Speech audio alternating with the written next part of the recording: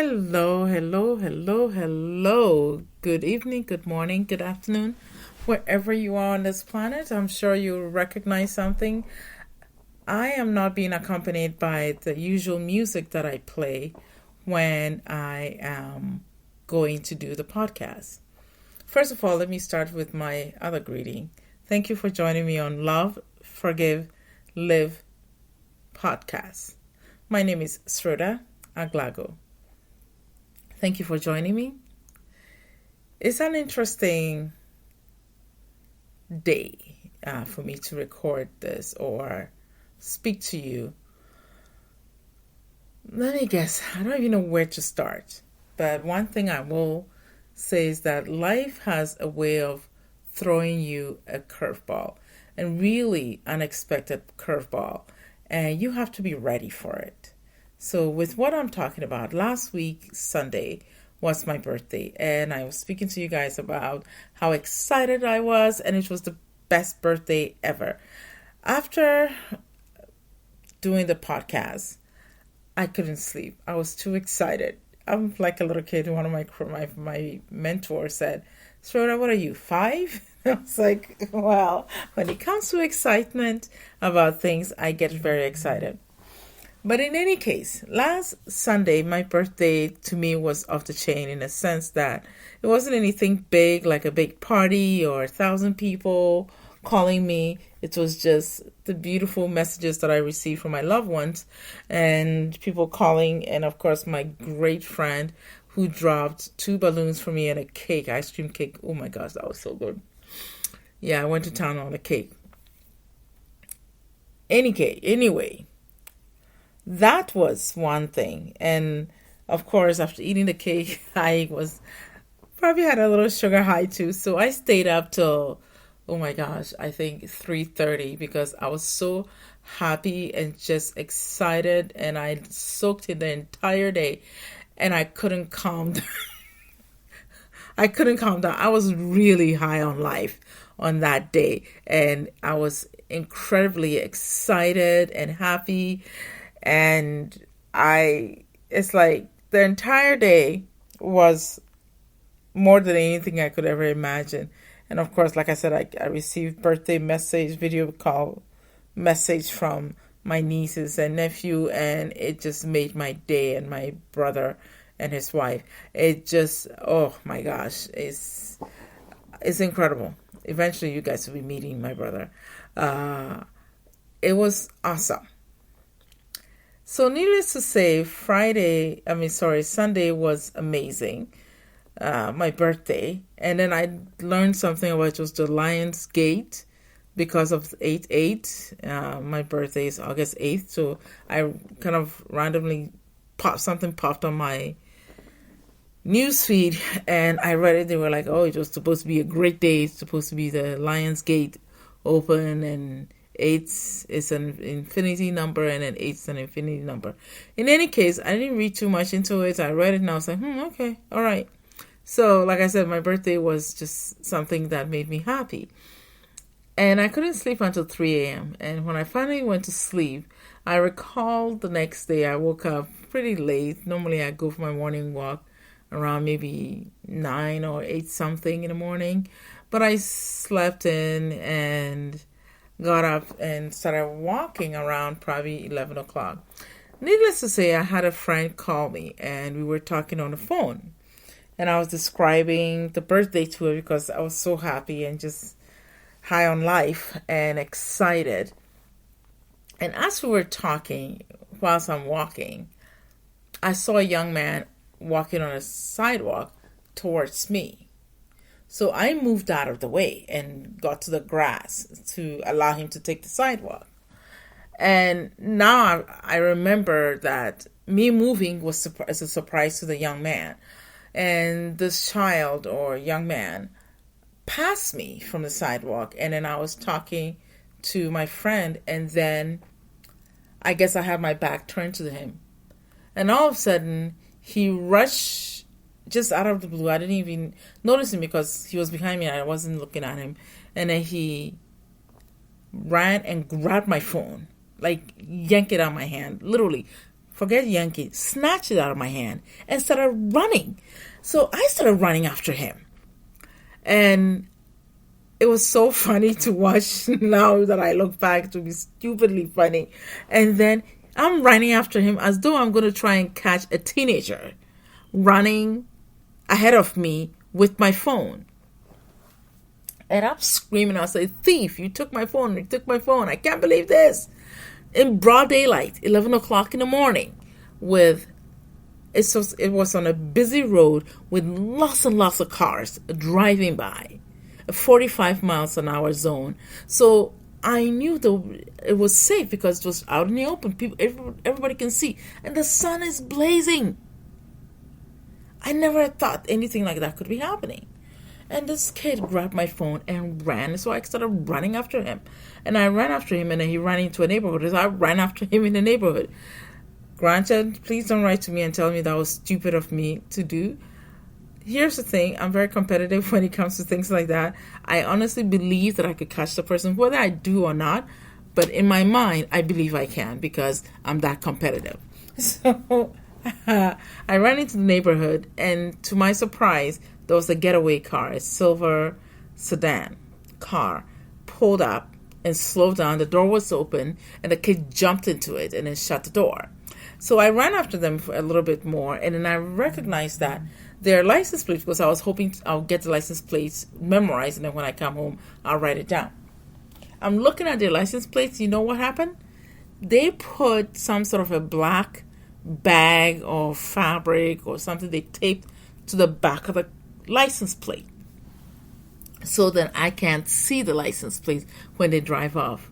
So they drove up to the cul-de-sac of the community and then made a right, because when you get to the cul-de-sac, you can't go to a left or anything because there's a house there. So you have to go to the left because that's where the road will take you. They made a turn in there, and I'm screaming, just mad, like, no, he took my phone, he took my phone. And then all of a sudden, I call them my angels. These two strong men were in a delivery truck. It looks like a furniture delivery truck, so it's a big truck. Drove right into the neighborhood. And so then these two gentlemen said, hey, sis, what's going on? What's wrong? What's wrong? And I was like, that kid, he took my phone and ran with it. Of course, I'm screaming. And then the driver of the truck said, slow down, what happened? So I told him, he said, sis, don't run after a kid for someone snatch your phone, so you run after them. He said, don't do that, your life is more important than this. And I was like, but he took my phone. So the gentleman said, slow down, where did they go? And I said, they went that way. And I said, he asked me, do you see the car? And I was like, yeah, it's a silver sedan, 4-door sedan. And he asked me what make it is, and I said, I don't know. It looks like a Honda or a Toyota, but I'm not sure. It's a silver car, or maybe a Honda Civic. I don't know. So I mentioned that. Whilst I was telling them, and I was like, oh, and they had their plate covered. Well, as I was telling these two gentlemen about how the car looked like, you're not going to believe it. There comes the car, trying to get out of the neighborhood, because the good news is the neighborhood they ran into or drove into, there's no outlet. When you enter the neighborhood, you can only come out the way you entered. You cannot get out any other way. So that was a good thing for me. So I'm standing there, literally standing there talking to them, and there comes this car from far away. And I looked at the car and I said, that's them. Please take a picture of their license plate or something. Well, whilst I'm talking to the driver of this delivery truck, the other guy picked up a pen, was looking at the car, and wrote the number down. And then the driver of the getaway car decided to speed up out of the neighborhood. Meanwhile, the neighborhood's speed is like 15 miles an hour, but he's trying to do 50 to 60 miles an hour out of the neighborhood. Well, guess what? Their number is already copied because they covered the back of the license plate, but they did not cover the front of the license plate. And I know why. It's because they know that when they cover both ends, the front and the back, the police will stop them. So they only covered the back of the license plate and not the front. And that's how we got them. So then the gentleman that wrote the number for me gave it to me, and I thanked him. I said, bless them. And then I took the number and went home. As soon as I got home, I called the police. The police came, took my statement, and they found out the car was registered to a certain address in the same city. So they sent a dispatch. Whilst they were with me, they sent other police officers to go to the residence of where the car was registered. To my surprise, when the police got there was nobody home. And so I couldn't track my phone. By the time my nephew was sleeping, by the time he woke up, and I could tell him to track the phone, it was too late. When we tried tracking it, we couldn't see anything. I had already gone to the phone company and they had shut down the phone. And then, to my surprise, I walked into the phone company and I was like, oh my gosh, my phone has been stolen. So now I need a phone. I can't believe this is what happened. And they asked me my number and I gave it to them. So they immediately shut the phone down, no service. And then, to my surprise,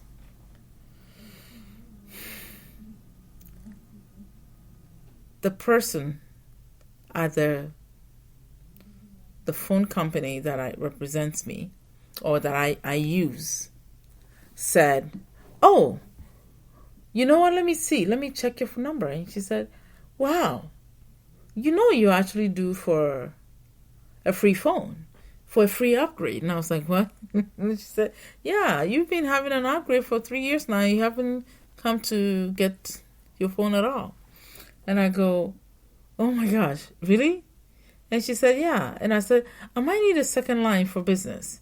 And she's like, yeah, you can get the 2 phones for free and another $20, $25 more and added to your phone bill, and you should be fine. Just pay the taxes on the phone, and each phone is like $800. And they gave 2 to me and said all I have to do is just pay the taxes on it and I'm good.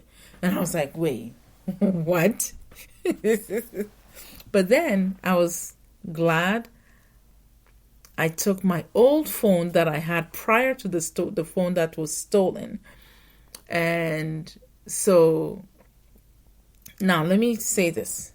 The phone that I had before the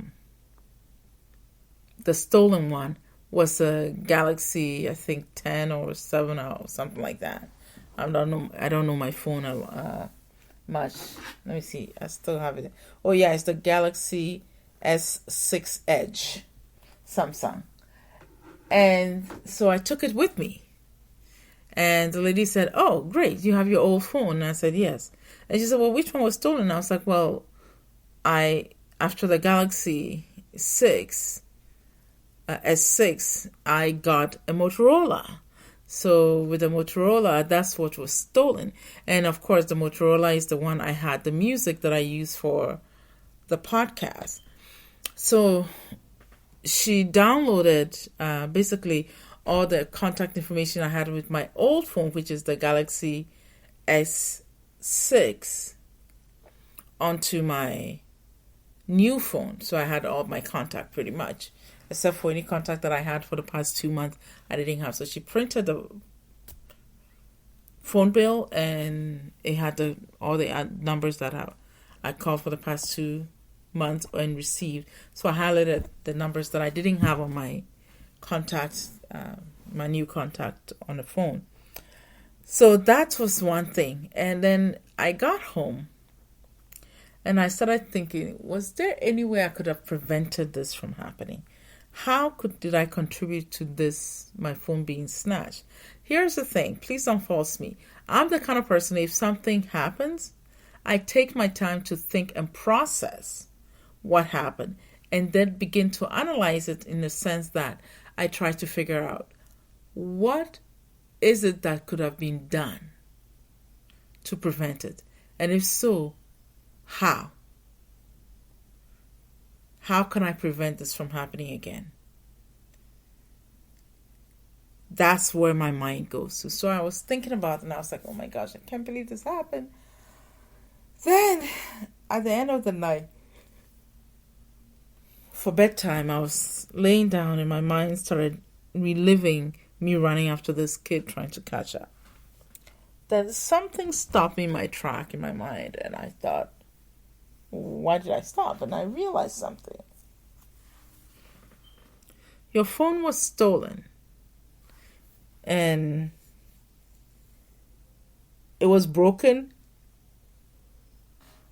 I had dropped it so many times, so the screens were cracked, the sides of it were cracked and chipping and stuff. And the phone was already having problems. That was taken, and I was able to get 2 upgraded, much more faster, stronger phone. And here I am sitting down and crying over an old broken phone that wasn't even working right. And it dawned on me, oh my goodness, what was supposed to be something mean or bad turned in my favor, in the sense that I got 2 new phones. So I recognized that it was a blessing. And when I saw that and it became clear to me, I started laughing. I was like, wow. So literally, I needed a new phone, but I wasn't doing anything about it. And it seems like the universe forced me into receiving a new phone and a business line to boot. And I recognized the whole thing, and I was like, wow. I cannot fault this child. I cannot get angry with this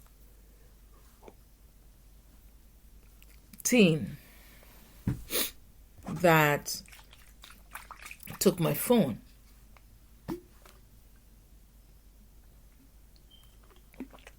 My throat is getting a bit parched, so I have to drink something. So for that reason, I am grateful. I know you heard that. You're probably thinking, wait a minute, did she just say she's grateful? Yes. I am grateful that happened, because guess what I gained? 2 phones that were much more stronger and better and newer than my phone.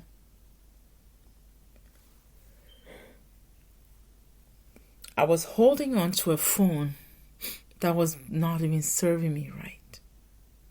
A phone that was broken and usable, except for a couple of music it'll play. If I try to watch movie, the sounds are distorted. If I try to play music, if I blast the sound to its full volume, it sounds different. I get staticky.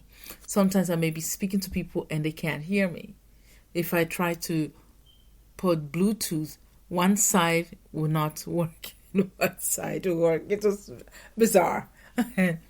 And so I gained something more out of this whole incident. So then I said a little prayer for the child, or for the teen that took my phone. And then I blessed the kid. I blessed this teenager, hoping that life would turn out right for this teen. And then I said, I cannot judge him.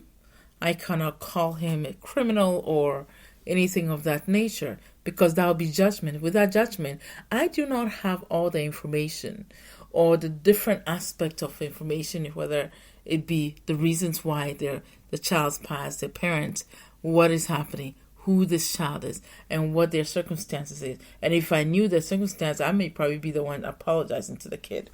So I went through my head and I was like, I don't know. I do not know what prompted this child to do something like this. It could have been dangerous because the sidewalk is very close to the busy road.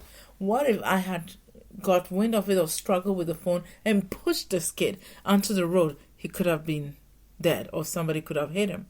And so for that, I said, I am grateful that things didn't get bad. I am grateful for the opportunity to see the blessings in the sky, in the skies, sorry. The blessing in the skies as my phone was stolen, but look what was given. I didn't really miss anything except for the music for the podcast, but I'll figure out a way how to get back and record it onto this phone so I can use it. But it brought something in mind.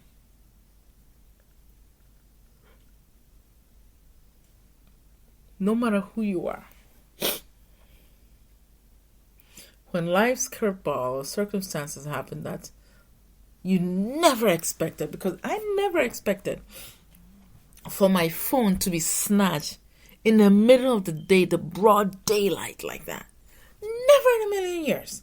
I would think of somebody committing a crime of that nature during the day. Never. At least it taught me that never say never, because anything can happen at any time. And it brought my thoughts to the fact that how many times do we hold on to broken things, broken relationships, broken family, broken friends, broken careers that do not serve us, that do not facilitate what we need, do not give us what we needed to do. And we hold on to it because it's in our hands, because we felt this attachment to it. Meanwhile, that thing is not real. It's not even serving you. But we feel we hold on to it and say, but at least it's mine. It's broken. Let it go. Let it go. You holding on to it is not making it become healthier. It's not making the relationship become whole. It's not letting the relationship become meaningful or fulfilled. Let it go. How many times have you taken something that's that broken and believe that it is worth it? When you keep trying and believing that it is working and it doesn't work, but the mere fact of you letting go, you hold on to it to believe that it is helping you when it isn't. Let it go, because what the divine has for you, what the creator of the heaven and earth has for you, is 10 times more better and greater than what you're holding on to. Even if it's something that you feel, but I get some fulfillment, even though you don't, but you start convincing yourself that you get some fulfillment in it. What is that? Let it go. It does not serve you. It does not fulfill anything in you. Choose to let it go so you can free up the space that is being occupied by this broken relationship, by this brokenness of this lack. Is taking space and not allowing truth, real, take place. It's amazing. Give yourself the permission to recognize the fact that what you are holding on to does not serve you. It does not give you anything that you need to survive. It does not give you anything that you need to go on and be the person that you need to be. Because guess what?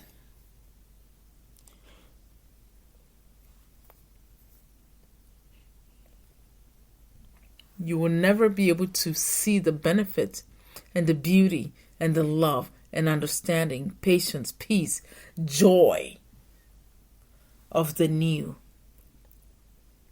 and the true possibility that awaits you unless you let go. You see, when you let go of that, you are believing in lack, you're believing in separation, you're believing in limits, you're believing in nothing working out, and then simultaneously believing in holding on to death. How long would you hold on to something that does not do anything for you before you let go and begin to fulfill yourself with truth, honesty, understanding, It's powerful. Give yourself time to pay attention and see what beauty you have waiting for you and why. It's yours. Don't take it away.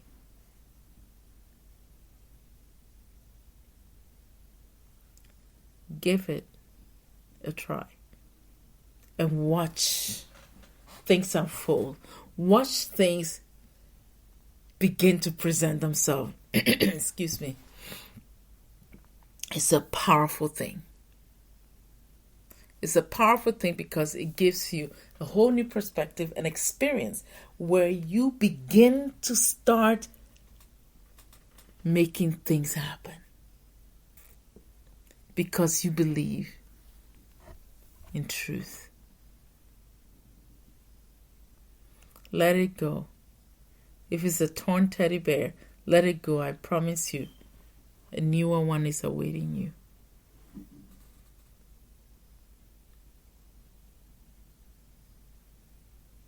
Doesn't take much to recognize how much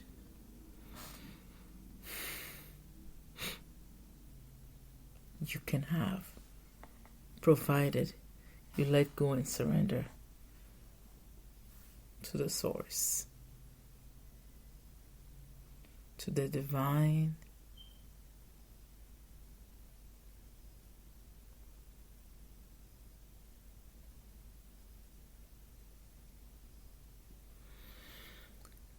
I would like you to do an inventory of what it is that you're holding on to that does not serve you.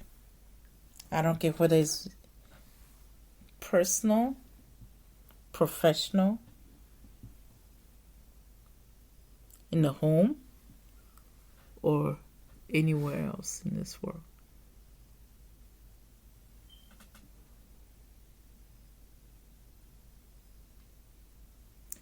Take the time after the inventory and decide which one are you going to let go of. What steps do you need to take to let go? What level of understanding do you need to let go? Start seeking that.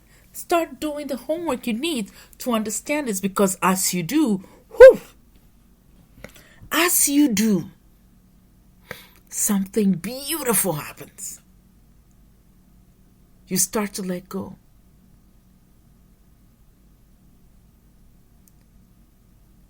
And believe me,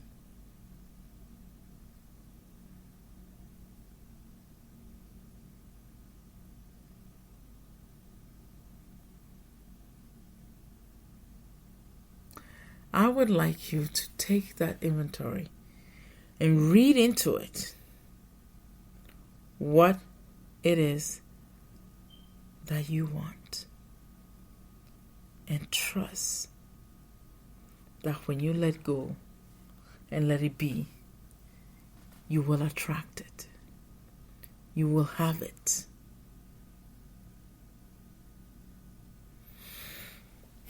It's special when you let go of all the stuff or the garbage that you have you've been holding on to, and then letting it be. Because that's how you find out what you're truly made out of. It may not be easy. I will tell you one thing. It may not be easy.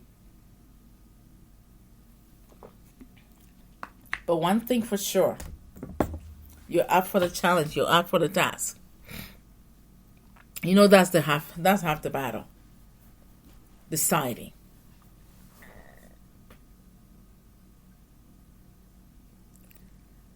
And one thing I'll tell you, I am happy about my new phones. It feels amazing.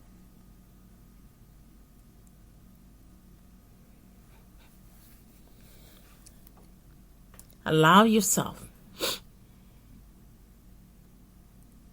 to take the inventory of what you're holding on that does not serve you. And be ready for an upgrade. Seriously, be ready for an upgrade. See your upgrade.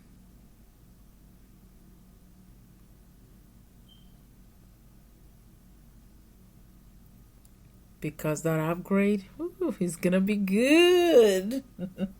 It is going to be precious. You cannot fault it.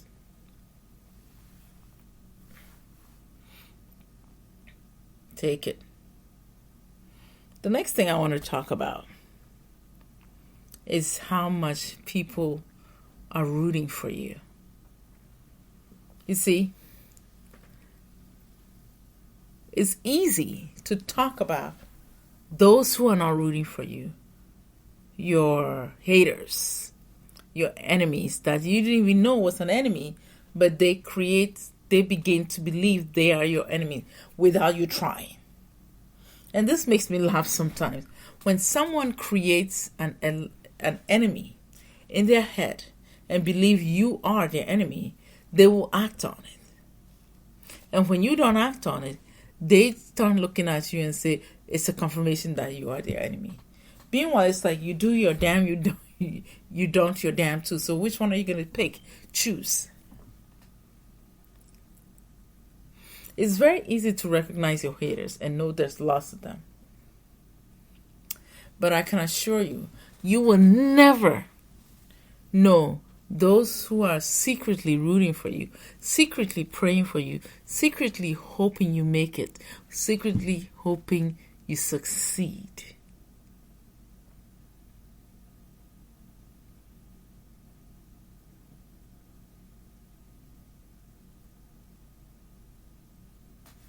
Because guess what?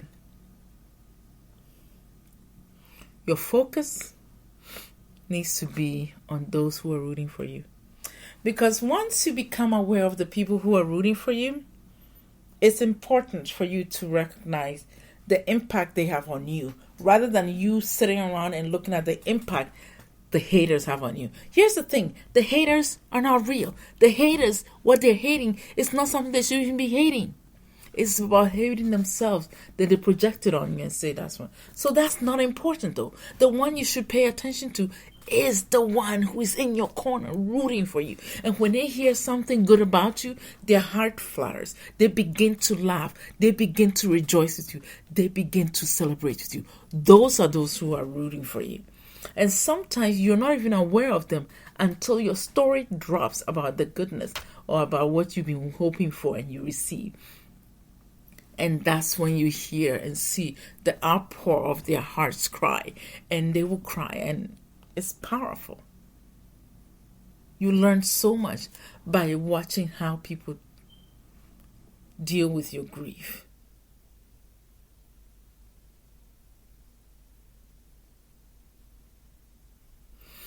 People will give you a chance to be someone who roots for them. Would you recognize them when they come? Because that's where it counts. You will never know who is rooting for you behind the scenes.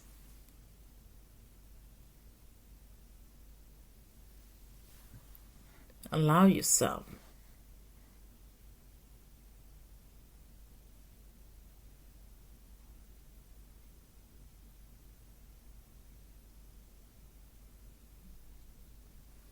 take the time to learn about those who are rooting for you.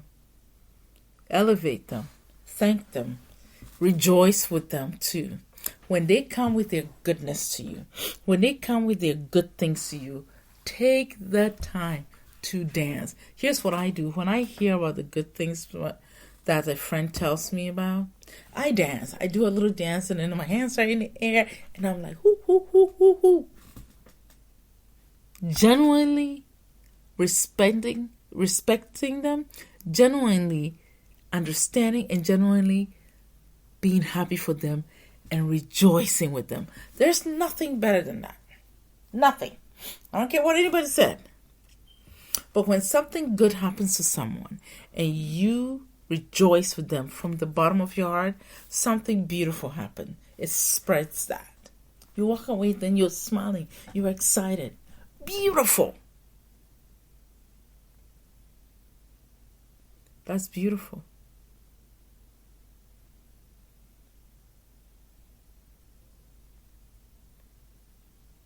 Take this and be happy.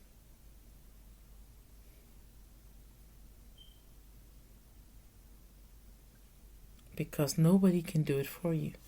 You have to do it. And recognize who is rooting. Sometimes people are rooting for you without even you knowing. That's the other thing. They will never tell you they're rooting for you. But their actions speaks louder than anything you could ever mean. And as that happens, you ride pretty high. Don't worry about the haters. That's not your business. Your job is the stuff that elevates you. It's the stuff that gives you joy and peace. Now that is worth celebrating.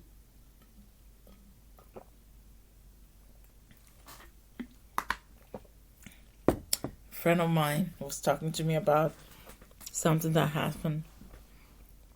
And when he told someone of the good news that he received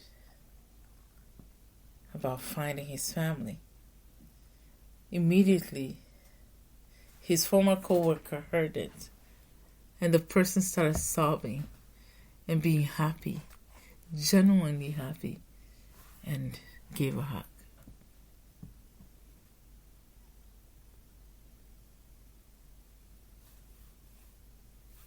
It is powerful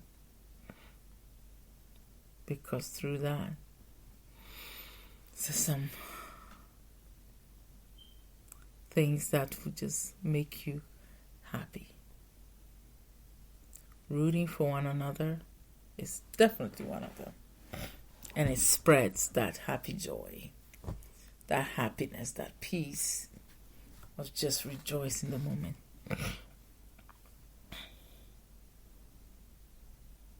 Never underestimate the power of joy. It's powerful. Allow yourself to feel, allow yourself to be there, allow yourself to be a part of this beauty that may be unfolding in front of you, around you, or with you. It's that powerful.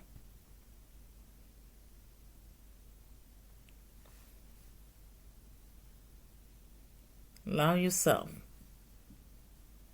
to cultivate that joy for one another. So if somebody wins that you know, celebrate their wins. Because as you celebrate that, excuse me, you become fully invested. That's the other thing. You become fully invested in them making it. You become fully invested in them succeeding. You become fully invested in them having that amazing joy. Nothing is more powerful.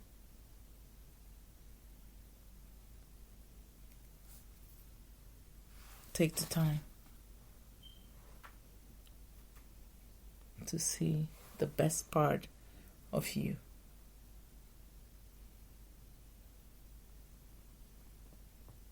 It's amazing. It truly is amazing.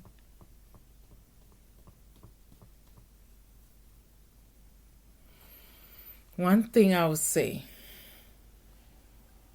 when you are doing the inventory or watching around and see who is in my corner, don't be surprised when you realize that through searching, you will come to a place where you would want more. You'd want more attention because it's what you desire.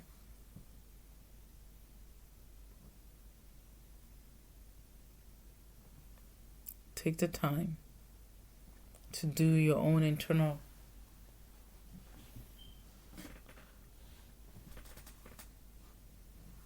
evaluation and calculation.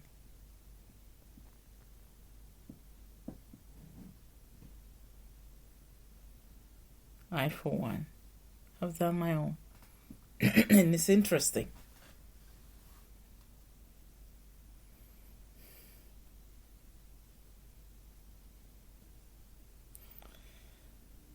I hope today was wonderful and you got enough information from here that you can gather to create that endless joy, unquenching joy, unimaginable joy that just feels good. Good to release and find peace in trusting and knowing that there are people rooting for you. There are people ready and willing to show you more than what is.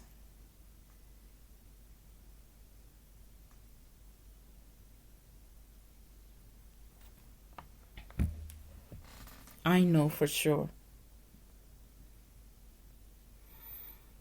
Once you take the time to understand that those who root for you are much more impactful in your life than those who are your haters. Please do me a favor. Please don't waste your time and energy on those who don't serve you, on those who are ready to tear you down. They're not that important. Honestly, it's none of your business. If somebody is hating on you, it's really none of your business. It's their business. Let them keep their crap. You keep on moving. Keep on being your own fabulous self. Keep on being your own great self. Nobody's going to stop you from being fabulous. Nobody's going to stop you from being successful. And certainly nobody's going to stop you from being great, beautiful, handsome. You got this. So seek those who are invested in your life, who are invested in your story, who are invested in you. And the way you find that is when things arise about you, they are ready and willing to show you that they care and they are with you. Nothing better than that. Thank you for joining me on Love, Forgive, Live. My name is Sroda Aglago. Those who want to write to me, you may write to me at love, L-U-V, the number 4, give, G-I-V-E, live, L-I-V-E, at gmail.com.